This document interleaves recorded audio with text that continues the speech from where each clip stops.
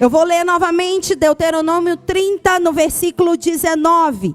Diz assim: os céus e a terra tomo hoje por testemunha. Eu quero dizer que céus e terra são testemunhos daquilo que Deus está fazendo na sua vida.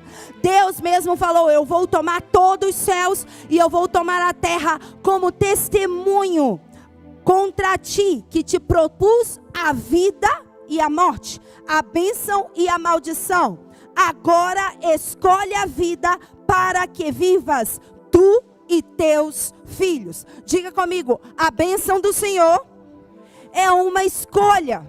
Você não é abençoado por acidente. Aumenta o retorno para mim, por favor.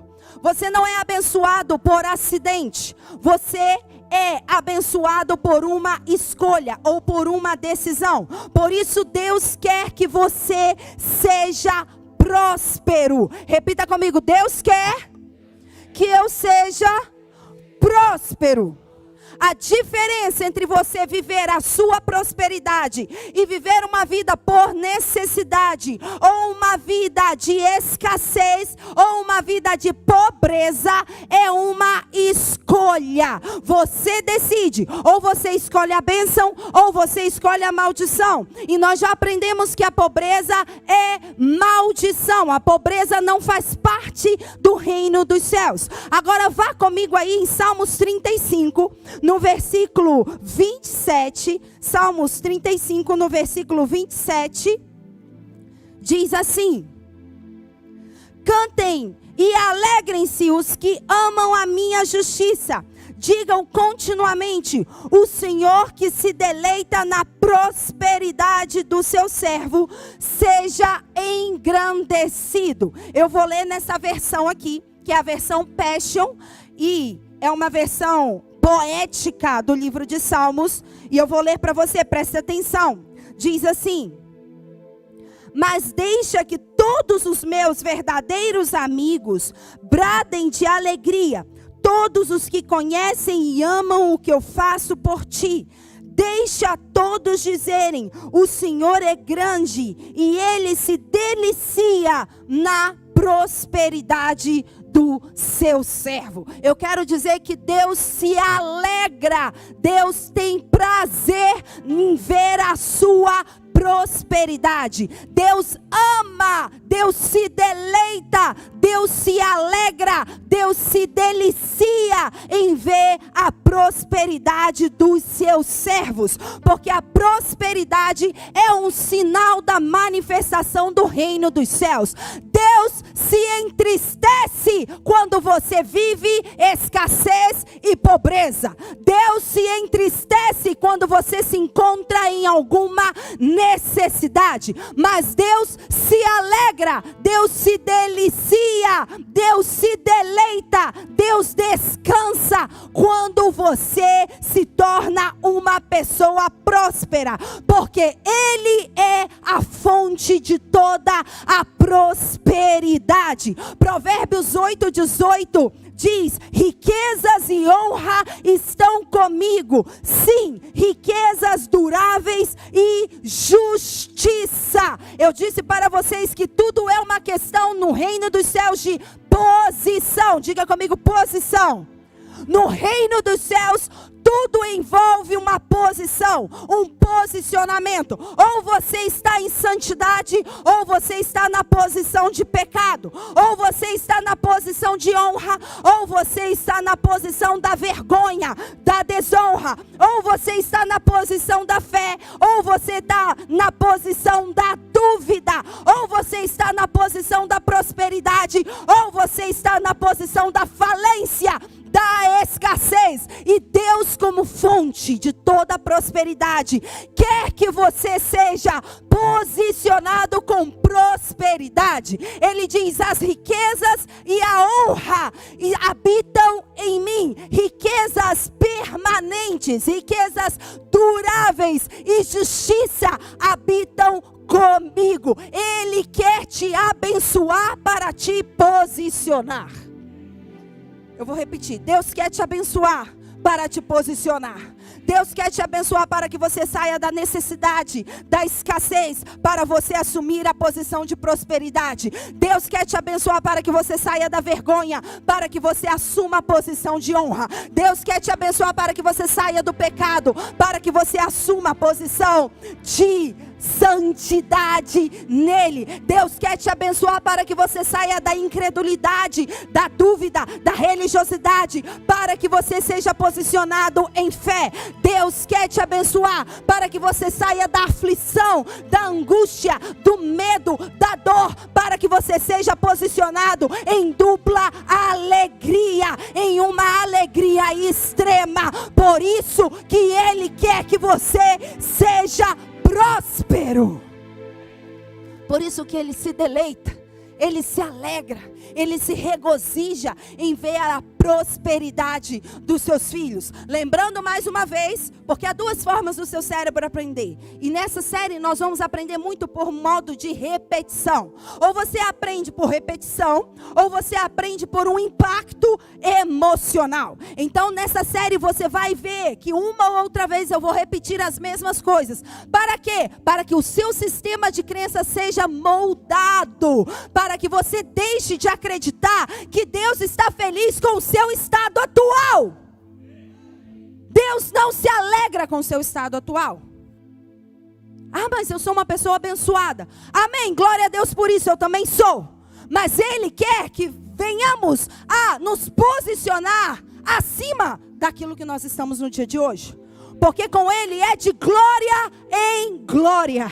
Com Ele nós vamos caminhando rumo ao sucesso, à plenitude, à realização. Então Ele não quer que você permaneça na sua zona de conforto, como você está hoje. Ele quer que você seja uma pessoa melhor. Ele quer que você seja próspero. E talvez você fale comigo: ah, apóstolo, eu sou próspera. Ok, você é próspero na sua vida social? Você é próspero na sua vida material? Você é próspero na sua vida espiritual? Você é próspero na sua vida material, física, na sua saúde? Você é próspero na sua mente?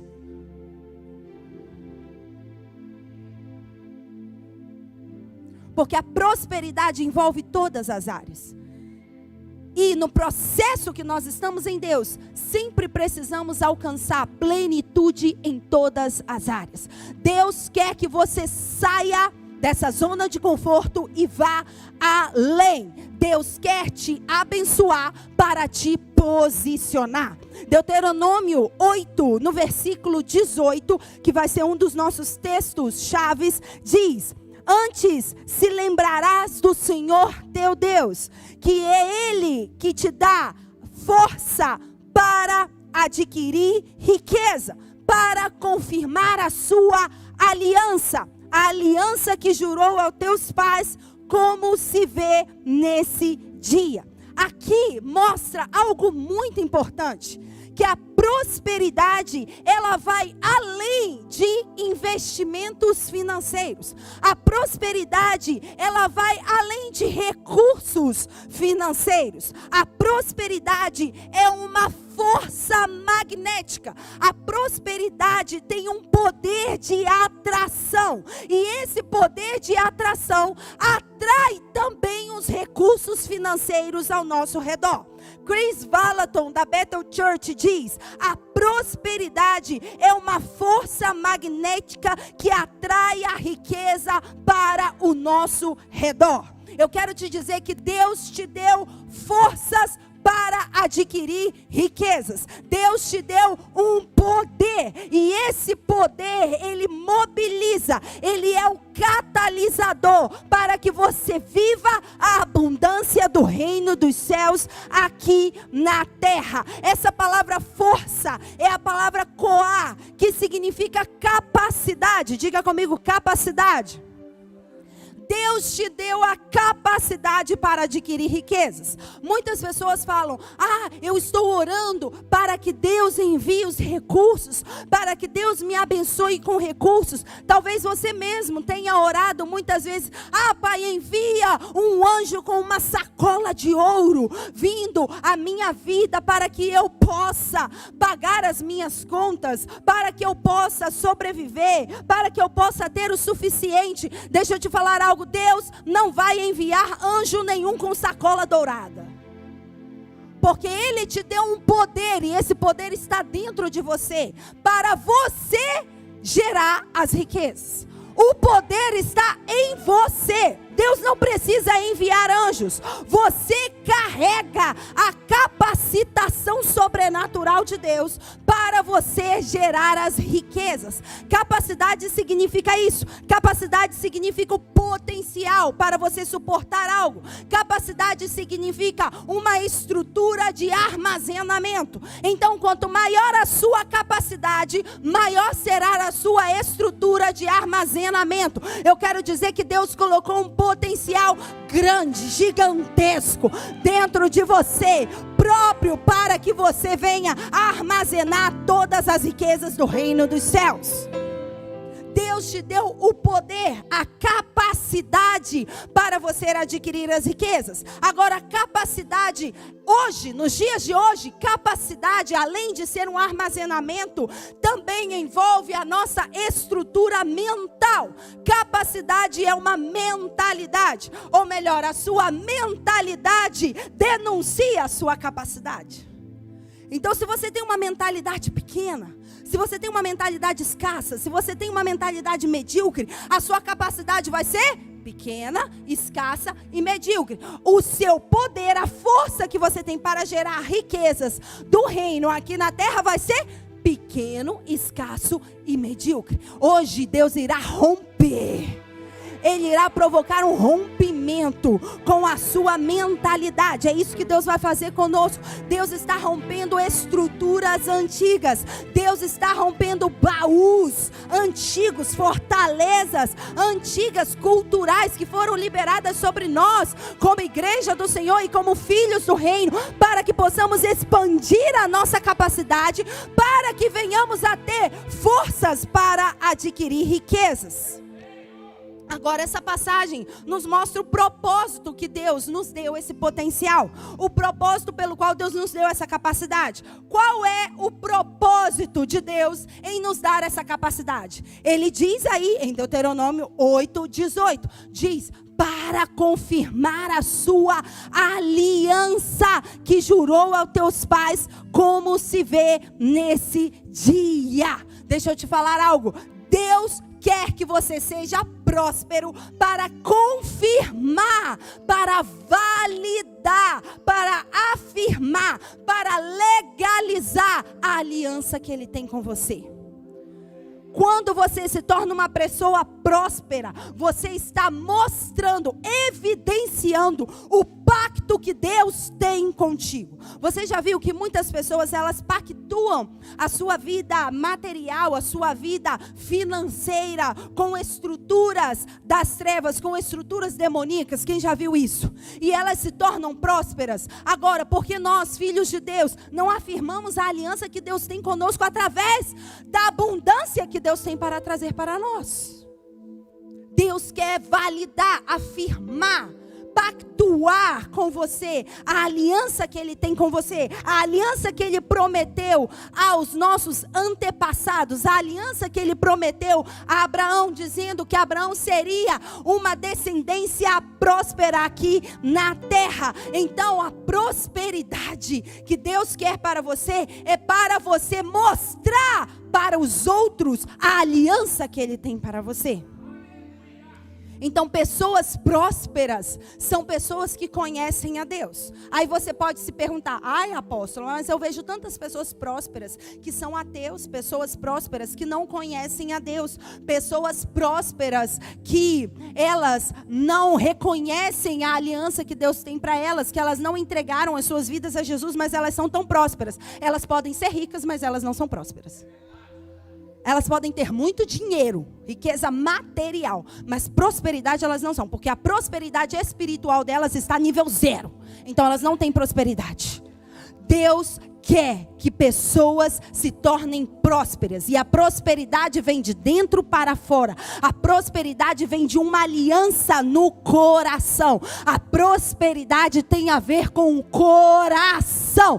Quanto mais você está com o seu coração alinhado a Deus, mais próspero você se torna, maior será a sua capacidade para gerar os recursos do reino. Porque Deus quer que você também seja uma pessoa rica. Levante a sua mão e diga: Deus quer que eu seja próspero. Diga agora: Deus quer que eu seja rico.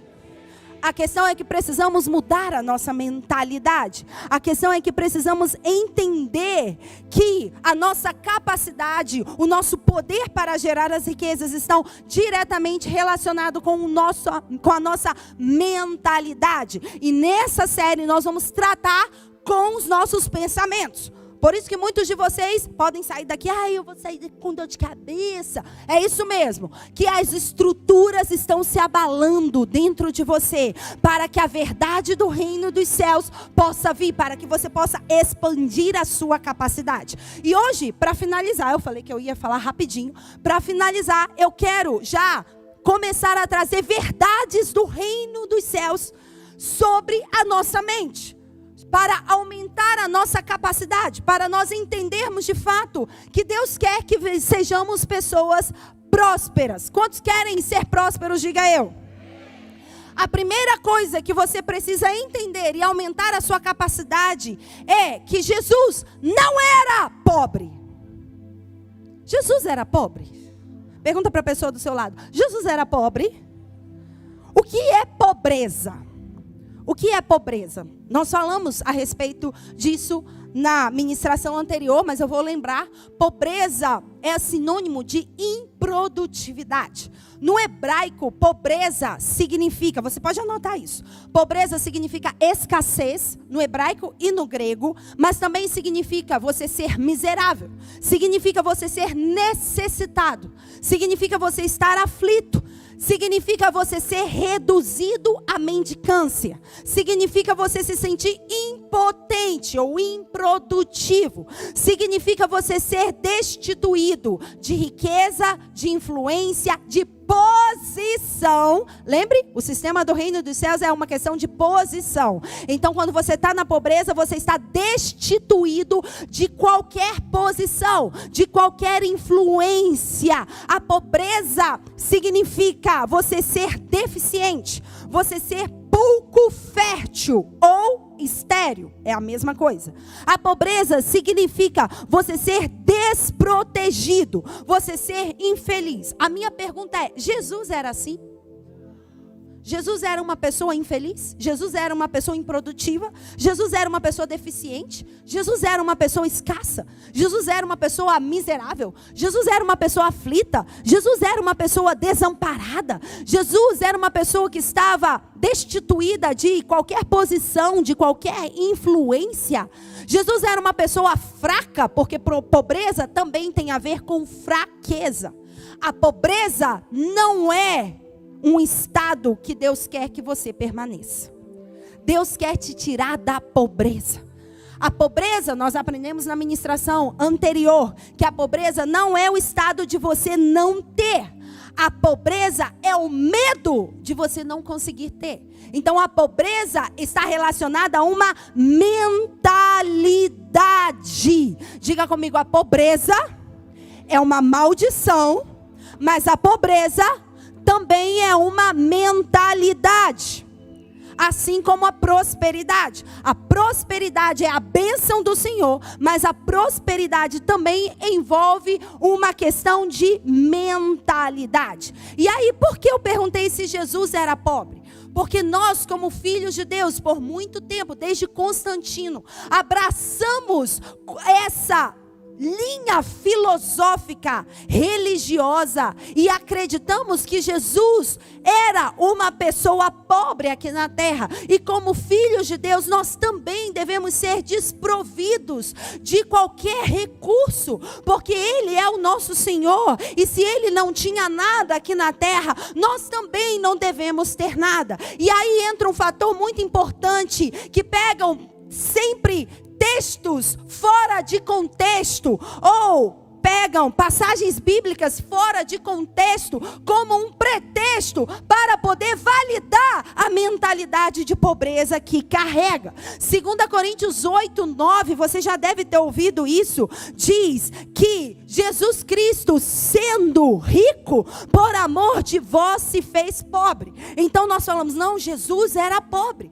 porque Ele sendo rico, Ele veio à terra e Ele se fez pobre. Mas deixa eu te falar algo, Jesus não era pobre aqui na terra, e essa passagem não estava destinada a questões de recursos financeiros. Aqui estava dizendo que Jesus era uma pessoa cheia da plenitude da glória de Deus. E em Filipenses 2 diz que Ele se entregou e se tornou servo aqui na terra. Ele decidiu, Ele teve uma escolha de descer da sua posição de glória dos céus para acessar uma posição humana aqui na terra, para que você e eu pudéssemos recuperar a posição de glória que Deus tinha para nós. Deus, Jesus, quando foi enviado à terra, Ele deixou o seu patrimônio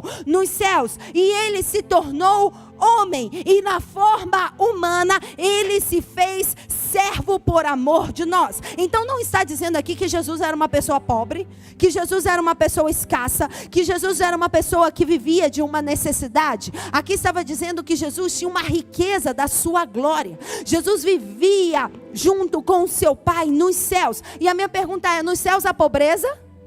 Não. Se você for ver as características que descrevem os céus, fala que há ruas de ouro, fala que há pedras preciosas, fala que há diamantes, carmesim, púrpura, há vários tipos de tecidos, de pedras preciosas nos céus, de ouro, de prata e de muitas outras coisas que refletem a glória de Deus. E Jesus estava nesse ambiente de glória, e Ele decidiu sair desse ambiente, porque tudo é uma questão de decisão. Diga comigo, decisão.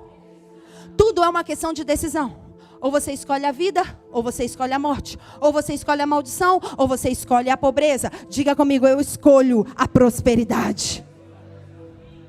Deus quer que você seja próspero, mas você precisa entender que essa linha de pensamento que foi colocada sobre nós como filhos de Deus, nos faz rejeitar a prosperidade que Deus tem para nós. A realidade dos céus é uma realidade de abundância. Por isso que Jesus, quando veio à terra, Ele veio e diz, eu não vim trazer para vocês destruição, mas eu vim trazer uma vida, e uma vida em abundância. Jesus veio aqui na terra para nos redimir da maldição da pobreza, para que possamos adquirir riquezas. Essa é a verdade da palavra de Deus. Não está falando que Jesus era desprovido de recursos humanos. Está dizendo que Jesus se destituiu da sua dimensão de glória e se tornou humano. Ele se tornou menor. Ele decidiu isso por amor a mim e por amor a você,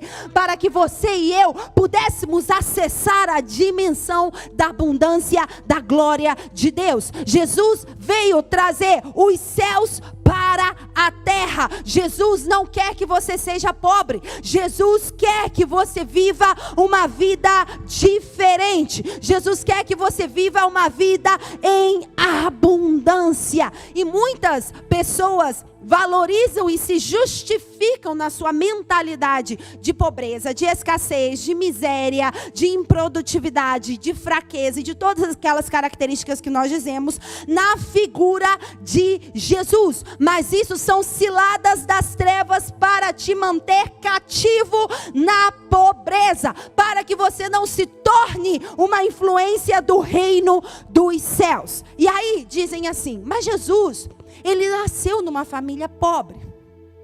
Jesus, ele veio de uma família que era José e Maria. Eles eram pobres. E aí você vê algo que lá no Natal tem o famoso presépio. Quantos já viram um presépio? Ou montaram um presépio na vida? Se você não levantou, quem sabe o que é presépio? Levanta. Ah, tá. Pensei que você nem sabia o que era um presépio. Então, quantos já viram um presépio? Balança a mão aí. O presépio é uma presepada. Não serve para nada. Por quê? Porque naquele presépio ali tem o quê? Tem primeiro a estrela guia, que estava em cima ali daquela casa. Mentira que a estrela guia não estava ali. A estrela, ela guiou os sábios do Oriente até Jesus. Ela veio com um propósito. E diz ali que José, você vê lá no presépio assim, é o bebezinho na manjedoura, né? E tem assim, tem José e tem Maria do lado, eles são só. Sim ou não? Eles estão sorrindo? Não, não estão sorrindo não. Estão só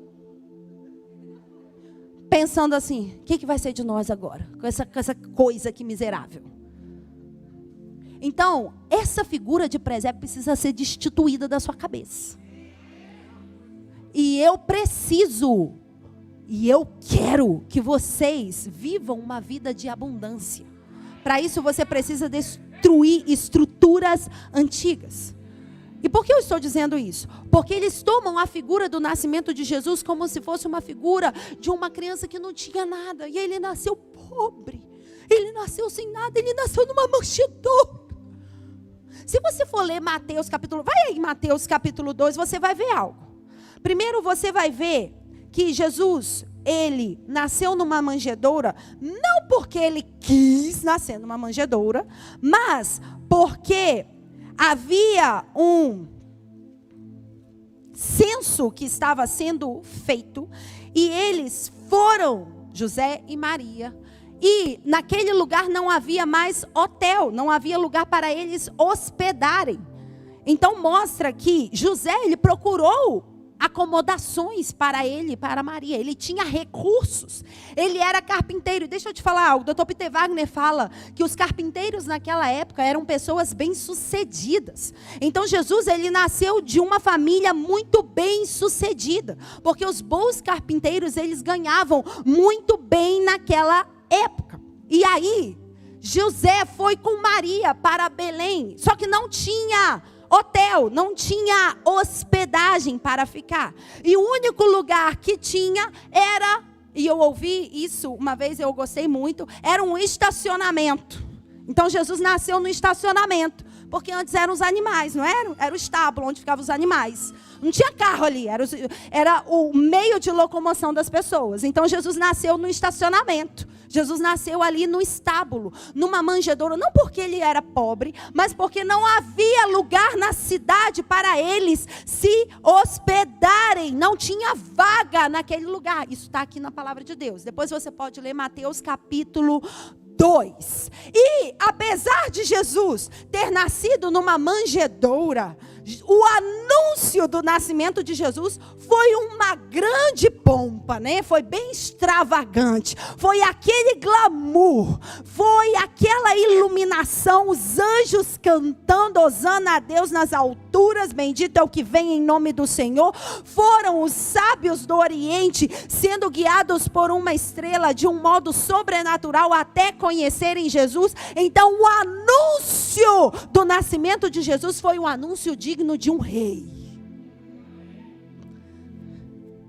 Por quê? Porque você e eu somos filhos do rei. E Mateus 2, no versículo 10 e 11, eu vou ler para você, diz assim: e vendo eles a estrela, que está falando dos sábios do Oriente, alegraram-se imensamente, e entrando na casa, viram um menino com a sua mãe Maria, prostrando-se, adoraram. Então, abrindo os seus tesouros, lhe apresentaram suas dádivas: ouro, incenso e mirra. Agora entenda algo. Aqui diz que os sábios, eles se aproximaram, foram guiados pela estrela e chegaram aonde estava Jesus e entraram na casa. Aí Jesus já não estava mais no estábulo. Aí Jesus já estava onde? Numa casa. Jesus já estava na casa. E eles entraram nessa casa e diz a palavra de Deus que eles se alegraram. E eles, eu quero ler novamente, abriram os seus tesouros. E aí, no presépio, diz assim, aqueles 3 reis, tem os 3 reis, né? 3 reis magos que eles falam. Aí, com a cara assim, mais perdida, aquela cara assim, de morto. E eles, alguns têm assim um baúzinho, que carrega um baúzinho. Outros não tem nada, outros é só na mão mesmo. É um ouro, um incenso e uma mirra. Quem disse que isso estava aqui na Bíblia? Que um trouxe um ouro, o outro trouxe incenso e o outro trouxe a mirra. Está aqui? Eu li isso, eu vou ler novamente para você. Abrindo seus tesouros, lhe apresentaram suas dádivas: ouro, incenso e mirra. Os 3 apresentaram ouro, apresentaram incenso e apresentaram mirra. Aí na mentalidade de pobreza não, é que um deu ouro, o outro deu incenso e o outro deu mirra. Isso é uma mentira do diabo. E diz muitos que eles estavam carregando o quê? Um baúzinho. Mentira. Diz que eles abriram tesouros. Quando as pessoas visitavam os reis naquela época, eles tinham que carregar seus tesouros, seus cofres, seus grandes baús, porque era a forma deles se aproximarem ao rei. E quando eles se aproximavam ao rei, eles entregavam de forma generosa, reconhecendo o senhorio, a autoridade, a governança, a realeza daquele rei. E eles davam de forma generosa todos os seus tesouros. Perceba algo. Jesus, ele foi recebido como um rei. Jesus, um recém-nascido, foi recebido como um rei. Eles abriram seus tesouros. Eles não abriram a carteira e deram 10 reais. Eles não falaram assim: gente, a gente vai visitar Jesus, então você dá 5, você dá 20 e eu dou 30. Eles não falaram isso. Eles deram daquilo que eles tinham, porque eles sabiam com quem eles iriam se encontrar. O Larry Ruth, ele descreve: os programas de Natal geralmente mostram 3 magos ao redor de uma manjedoura com seus pequenos presentes, caixinhas de incenso, mirra e ouro. E um amigo meu pesquisou a respeito dos magos e dos seus presentes, e ele descobriu que o ouro não foi o único presente inestimável que ofereceram a Cristo. Incenso e mirra também eram substâncias preciosas. E Mateus 2, no versículo 1, mostra que não eram apenas 3 magos, haviam muitos magos. E estes presentes foram o que asseguraram que Jesus e sua família vivessem no conforto durante 2 anos que eles passaram no Egito. Porque da onde veio o dinheiro para José se manter quando eles saíram de Belém e foram para o Egito?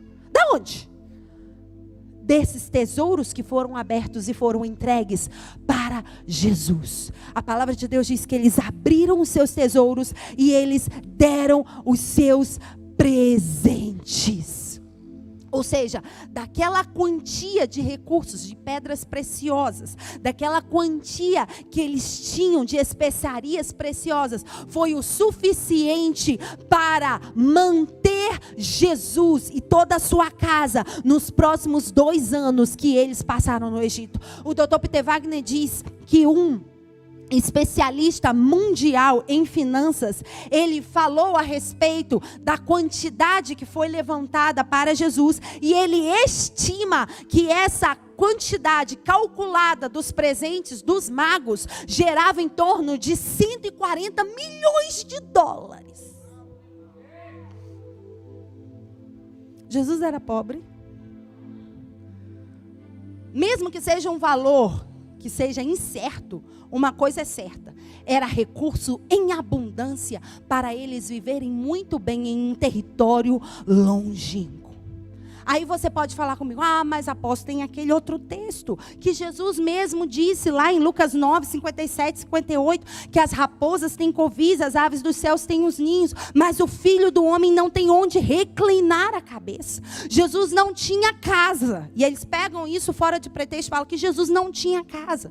Jesus não tinha onde reclinar a sua cabeça. Deixa eu te falar algo, Jesus não era um andarilho. Jesus tinha casa sim. Jesus não era um errante que andava aí por todos os lugares. Jesus tinha casa. E Jesus, o ministério de Jesus era financiado. Essa passagem não fala de que Jesus não tinha um travesseiro. Fala, referindo a Esdras 6:11, que Jesus, ele tinha um ministério, e esse ministério era um ministério que não demandava apenas um território fixo. Então Jesus tinha um ministério que hoje nós chamamos de itinerante, mas não diz que ele não tinha acomodações. Jesus tinha acomodações, Jesus viajava constantemente, mas Jesus tinha a sua acomodação, Jesus tinha casa, até porque Esdras 6:11 diz que o madeiro pelo qual a pessoa deveria ser crucificada, deveria ser o madeiro vindo da sua casa. Então Jesus tinha casa.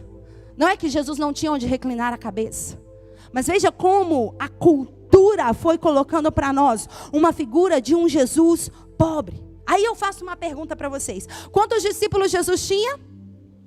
12. Quantas pessoas eram no total com os 12 discípulos mais Jesus? 13. Fora as mulheres, porque tinham muitas mulheres, e fora outras pessoas que também eram parte dos seus discípulos. Mas vamos fechar aqui que Jesus e seus 12 discípulos, eles viajaram por 3 anos. Aí a minha pergunta é, você já viajou com 12 pessoas direto de um lugar para o outro? O custo é alto ou o custo é baixo? Imagine o custo disso. Imagine alimentar todo esse povo. Imagine ter acomodações para toda essa gente. Imagine ter condições para manter todas essas pessoas. Então, o ministério de Jesus aqui na terra foi um ministério muito próspero. Foi um ministério muito bem sucedido. E não era só isso. Jesus tinha pessoas que patrocinavam, que financiavam todos os recursos. De fato, você vai ver que Jesus teve várias histórias com Maria, com Marta e com Lázaro, que eram os amigos mais achegados deles. Jesus sempre ia na casa deles. E teólogos dizem que tanto Maria, Marta e Lázaro, eles eram pessoas muito bem sucedidas. Eles foram os primeiros a patrocinarem, a financiarem todo o ministério de Jesus. Mas não apenas isso. Eu quero que você vá aí em Lucas capítulo 8. Porque nós gostamos de pegar referências bíblicas que justifiquem a nossa mentalidade de pobreza, mas esquecemos das referências bíblicas que demonstram a prosperidade que Jesus viveu enquanto ele estava aqui na terra.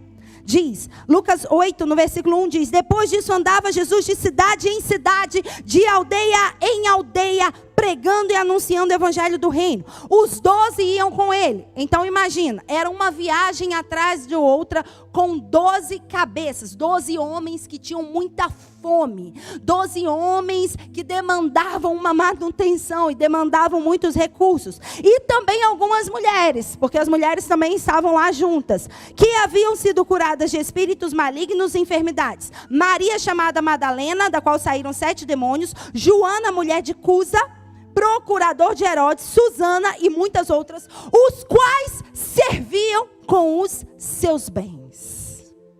Deixa eu falar algo. As mulheres pagavam as contas do ministério de Jesus. Não te vi empolgada, mulher. Eu vou repetir isso. As mulheres pagavam as contas do ministério de Jesus. Mas para você pagar a conta, você tem que ter dinheiro. Então, as mulheres eram mulheres dotadas de recursos financeiros para poder pagar custear, para poder patrocinar, para poder envolver. De fato, essa mulher chamada Cusa, ou melhor dizendo, chamada Joana, mulher do procurador Cusa, procurador de Herodes, ele era o secretário do tesouro da nação.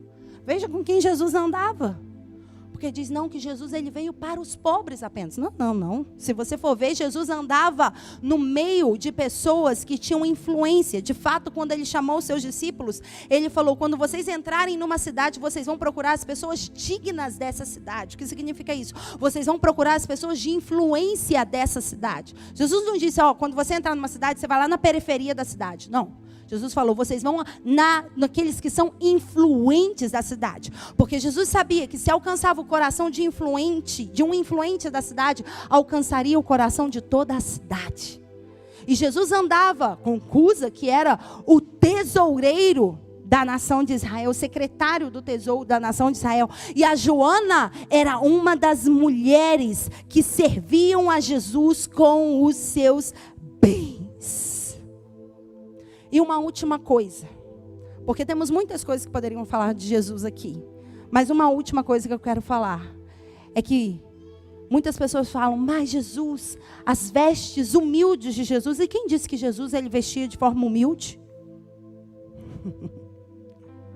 Porque as vestes de Jesus não eram quaisquer vestes, as vestes dele eram vestes diferentes. E ele se vestia muito bem para aquela época. Eram vestes que pessoas de grande influência vestiam. Eram túnicas que pessoas de grande influência vestiam. As pessoas que tinham uma menor condição financeira, elas não vestiam as mesmas roupas de Jesus. A palavra diz que Jesus usava uma túnica sem costura. E as pessoas que usavam túnica sem costura eram os influentes da cidade. A túnica de Jesus era sem costura, era uma única peça. Como eu sei disso, apóstolo? Porque quando Jesus foi crucificado, os soldados quiseram cortar a túnica de Jesus em 4 partes. Mas depois eles viram que a túnica de Jesus não era qualquer túnica. Então eles falaram, não, a gente vai perder sim. Vamos sortear aqui para ver quem fica com essa túnica. Porque essa túnica, ela é muito cara. E eles sortearam entre eles para ficar com a túnica cara de Jesus. Há um historiador que diz que a túnica de Jesus era um dos ternos Dolce & Gabbana do 1º século.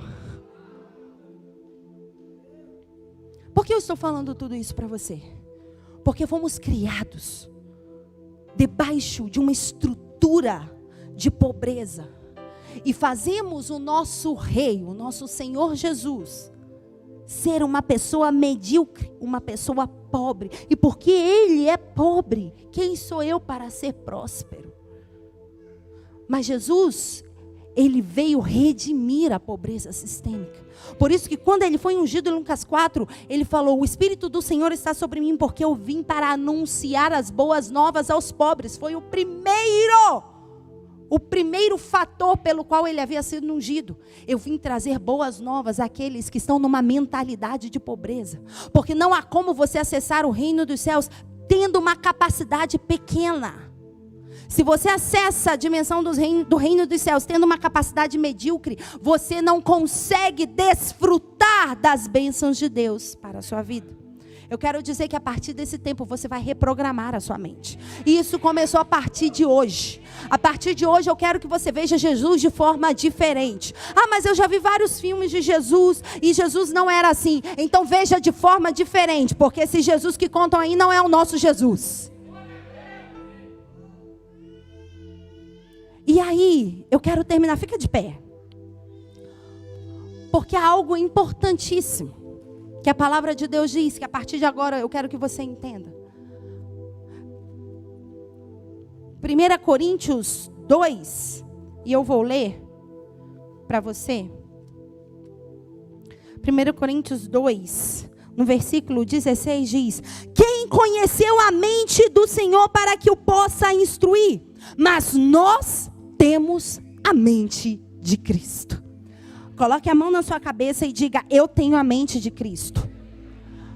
A partir de hoje você vai reprogramar a sua mente, porque a mente que você tinha não era a mente de Cristo. E a mente de Cristo vai começar a configurar o seu sistema de crenças a partir de agora. Você foi chamado para viver uma vida próspera. Você é portador da mente de Deus. Ou seja, você pensa como Deus. A minha pergunta é: você pensa como Deus pensa? Aquilo que você pensa é como Deus pensa? Deus, o Criador, o Rei do universo, vive dentro de nós. E nós temos essa mente, porque Paulo diz, nós temos a mente de Cristo. O que significa isso? Significa você pensar como Deus pensa. A minha pergunta é, você está pensando como Deus pensa ao seu respeito? Porque quando você entra em acordo com Deus, você entra em acordo com os pensamentos de Deus. Por isso que Jeremias, quando estavam todos na Babilônia, cativeiro de 70 anos, Jeremias chegou para o povo e disse, os pensamentos de Deus para vocês não é esse cativeiro aqui. Os pensamentos que Deus tem para vocês são pensamentos de paz e não de mal, para trazer um futuro e uma esperança. Deus sempre pensa o que é bom ao seu respeito. Então, você tem pensamentos bons? Ou você tem pensamentos negativos? Pensamentos sabotadores, pensamentos de escassez, pensamentos de improdutividade, pensamentos de pobreza, pensamentos de fraqueza. Todos esses pensamentos negativos não provêm da mente de Deus. Por isso, a partir de hoje, você vai reprogramar a sua mente. Nós temos a mente de Cristo. A mente de Jesus Cristo aqui na terra não foi uma mente projetada a pensar coisas escassas, miseráveis, medíocres, pobres. Quando Jesus veio aqui à terra, ele tinha uma única mentalidade: trazer abundância para todo aquele que nele crê. Por isso que Jesus não viveu escassez. Ele não viveu escassez no ministério dele. Quando ele levou a Pedro em um determinado lugar, e aí eu termino, eu já terminei 5 vezes, né? Mas agora eu termino de vez. Em Mateus capítulo 17, quando ele levou a Pedro. Coloca Mateus, por favor, 17, 24.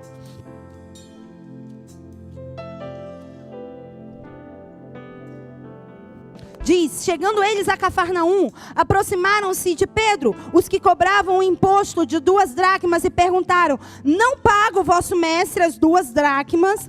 E respondeu ele, sim. E entrando em casa, Jesus se lhe antecipou, dizendo, que te parece, Simão, de quem cobram dos reis da terra os impostos ou o tributo? Dos filhos ou dos estranhos? E respondeu-lhe Pedro, dos estranhos. Disse-lhe Jesus, então os filhos estão isentos, mas para que não os escandalizemos, vai ao mar, lança um anzol, tira primeiro o peixe que subir, abrindo-se-lhe a boca, encontrarás um estáter. Toma-o e dá por mim e por ti.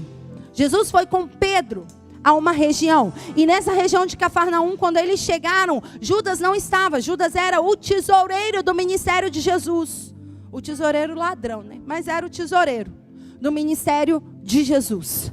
Aí, nossa, aí entra outra coisa. Jesus tinha um tesoureiro ladrão, mas Jesus nunca deixou de pagar as contas. Veja o tamanho da abundância e da prosperidade que tinha. Jesus tinha tanto no seu ministério que dava para ele cobrir todos os custos e ainda por cima o ladrão de Judas, que era Judas, roubar do ministério de Jesus. Feche parênteses. Jesus foi, Judas não havia ido a essa viagem com os discípulos, apenas Pedro. E chegaram e falaram, aqui, vocês têm que pagar um imposto. E Pedro não sabia de nada, falou, Jesus, estão cobrando um imposto.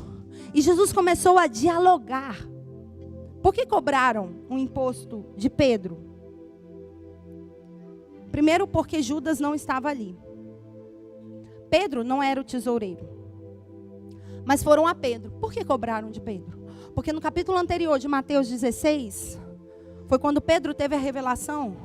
E Jesus disse, agora eu te dou as chaves do reino dos céus. O que vocês ligarem aqui na terra terá sido ligado nos céus, e o que você desligar na terra terá sido desligado nos céus. Pedro havia recebido uma chave. E o diabo sabe quando você recebe chaves. Eu quero te dizer que você recebeu 4 chaves na semana anterior. E você está recebendo chaves proféticas nesses dias. Guarde, porque toda vez que você recebe chave, o diabo vem para roubar a sua chave. O diabo chegou para Pedro e falou: aqui, eu quero um imposto. Pedro falou: mas eu não sou o tesoureiro. Correu para Jesus e falou: Jesus, eles estão cobrando imposto lá, Judas não está aqui, o que eu vou fazer? Eu não tenho como pagar aqui, eu não estou com recurso, está com Judas. Pedro carregava as chaves do reino e Jesus começou a dialogar. Quando você tem chaves, você vai enfrentar resistências. Está enfrentando resistências? Isso mostra que você tem um molho de chaves na sua mão. Se você não está enfrentando resistência, isso mostra que você não tem chave nenhuma com você. Mas se você enfrenta resistências, isso mostra que você está com molho de chaves. E eu quero dizer que você vai fechar a porta das trevas, de toda a resistência das trevas, com as chaves que Deus te deu. Tudo que você ligar na terra, entra em acordo com os céus. Se Deus já desligou nos céus, desliga aqui na terra. Se Deus proibiu nos céus, proíba aqui na terra. Se Deus autorizou nos céus, autoriza aqui na terra com as suas palavras, através das chaves. Vem resistência, veja qual chave que você tem. A chave de Davi, a chave que abre e ninguém fecha, a chave que fecha e ninguém abre. Essa é a chave da casa do tesouro. A chave de Davi era a chave da casa do tesouro, a chave da casa da riqueza. Eu quero dizer que você tem chave. Está sofrendo resistência? Pegue a sua chave. Pegue a sua chave para você cancelar toda a resistência das trevas. E Jesus conversou com Pedro e falou: Pedro, cobra o imposto dos filhos ou dos estranhos? Aí Pedro falou: dos estranhos. E por que Jesus falou isso com Pedro? Porque Pedro havia sido resgatado na identidade dele em Mateus 16. Jesus disse: quem é o filho do homem para vocês? E Pedro teve uma revelação. E quando Pedro teve uma revelação, Jesus: Pedro, você viu bem. E por isso que a partir de hoje você é uma pedra, e sobre essa pedra eu vou edificar a minha igreja, e as portas do inferno não vão prevalecer contra a minha igreja, e eu vou te dar as chaves do reino dos céus. O que você liberar aqui na terra vai estar de acordo com os céus, o que você proibir aqui na terra vai estar de acordo com os céus. Nessa hora Jesus trouxe um insight a Pedro e falou: Pedro, o imposto é cobrado a quem? Os estranhos ou os filhos? E nessa hora ele entendeu que ele tinha sido resgatado na identidade de filho de Deus. E nessa hora ele falou: não vão roubar a minha capacidade financeira. Você é filho do rei. Você é filho do rei. E não haverá ninguém que vai roubar a sua capacidade financeira. E ele diz: não é do filho, é do estranho. E Jesus disse: você disse bem, Pedro, porque você entendeu, você não é estranho. Eles não têm direito de requerir algo de você, porque você é filho, você não é estranho. Mas, para que não venhamos a escandalizar os religiosos, você vai fazer o seguinte: você vai usar essa chave, e você vai lá, e você vai pegar um peixe, e nesse peixe você vai abrir a boca e vai ter a moeda, e essa moeda vai pagar o seu imposto e o meu imposto aqui, nesse território, para a gente ter legalidade. O que Jesus fez? Jesus falou: Pedro, você vai agir de forma diferente, porque a gente, quando é filho do rei, a gente quer exercer os nossos direitos. Eu sou filho, então não tem que pagar imposto. Imagine Pedro, gostava de bater boca, né? Ele ia bater boca na hora lá. Nós somos filhos, nós não somos estrangeiros, nós temos direito a entrar aqui em Cafarnaum sem pagar imposto, e que papapá. Jesus disse: não, você vai agir com o espírito contrário. Segunda chave que recebemos na ministração passada.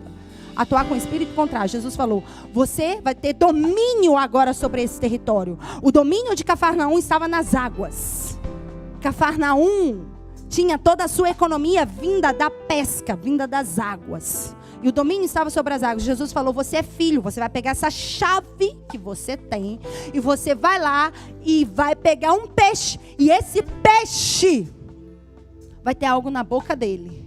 Você vai abrir a boca e você vai pagar a minha legitimidade aqui na terra, o meu imposto, e a sua legitimidade também, para calar a boca de qualquer resistência das trevas. Deixa eu te falar algo. Deus quer te dar recursos para quê? Para você calar a boca do devorador. Para você manifestar o reino de Deus. Para você mostrar para o mundo que Deus quer que você e todas as pessoas tenham uma vida em abundância. Então você precisa entender que você está numa batalha espiritual. Você não está numa batalha apenas mental. Você está numa batalha espiritual. Jesus deu autoridade a Pedro. E Pedro foi e pegou um peixe. E naquele peixe estava um estáter. Um estáter era uma moeda. E um dos lados dessa moeda havia a figura de uma Poseidônia, que era uma deusa. A deusa que estava ligada à rainha dos céus, a Poseidon, ao Deus que governava as águas. Naquele momento, Pedro tomou o domínio em outras palavras, de Leviatã. Eu quero dizer que você vai resgatar o domínio dos recursos. Eu não sei o que Leviatã levou, eu não sei o que as águas levaram. Você já viu esse ditado? Foi tudo por debaixo da ponte. As águas levaram debaixo da ponte. Deixa eu te falar, as águas vão devolver aquilo que o diabo levou da sua vida de forma ilegal. As águas vão devolver. As águas do nosso território vão devolver a prosperidade para esse território. Quem está me entendendo, diga eu. Os recursos que estavam presos debaixo das águas, por causa da estrutura de Leviatã, não mais terão domínio. Quando Pedro foi em direção às águas e tomou o peixe, ele resgatou o domínio sobre as águas. Ele resgatou o domínio sobre a geografia, o território daquele lugar. Ele recuperou a autoridade e ele tomou essa autoridade de volta e deu para Jesus. Deu a parte de Jesus. E Jesus disse: você vai pagar a minha parte, você vai pagar a sua. O que significa isso? Pedro ali era a representação da igreja. A autoridade está, através de Jesus, nas mãos da igreja.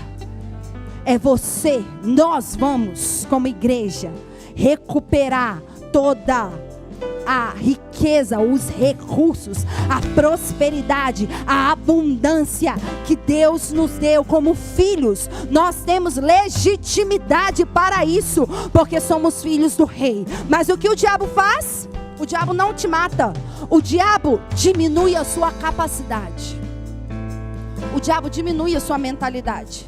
Por isso nessa hora você vai começar a expandir a sua mentalidade. Coloca sua mão na sua cabeça nessa hora e diga comigo: eu confesso, em nome de Jesus, todos os pensamentos medíocres, de pobreza, de escassez, de miséria, de aflição, de dor, pensamentos limitantes que eu tive a respeito de Jesus. Eu renuncio nessa hora toda mentalidade religiosa. Renuncio toda mentalidade de pobreza adquirida por gerações. E eu declaro, em acordo com os céus, que a minha mente é alinhada à mente de Jesus Cristo. Eu sou portador da mente de Cristo. Eu sou portador dos pensamentos de Cristo. Eu carrego os pensamentos de prosperidade que Cristo Jesus conquistou para mim na cruz do Calvário, em nome de Jesus. E se você crê, aplauda ao Senhor. Você é filho, e a sua capacidade como filho não vai ser diminuída. Como filho, a sua capacidade financeira irá expandir, irá aumentar. Eu declaro autoridade sobre a sua vida nessa hora. Você vai começar a ter autoridade sobre a área financeira, sobre os recursos que você possui, em nome de Jesus. E todo domínio das trevas será quebrado na sua vida. Todo domínio de escassez, acaraiarabá, será quebrado na sua vida e na sua geração, em nome de Jesus.